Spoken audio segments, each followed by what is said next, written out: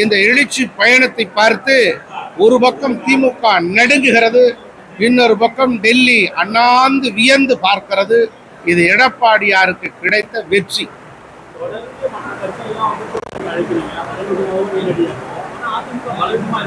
அண்ணா திராவிட முன்னேற்ற கழகம் ஒரு பலம் பொருந்திய இயக்கம்.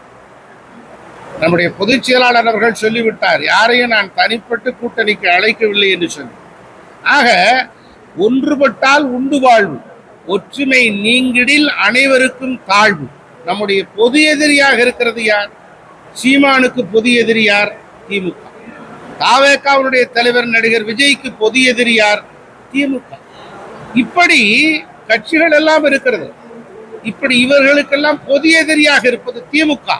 இப்படி பொது எதிரியாக இருக்கிற திமுகவை வீழ்த்துவதற்கு ஒன்றாக இணைவதுதான் ஒரு புத்திசாலித்தனம். அதுதான் ராஜதந்திரம்.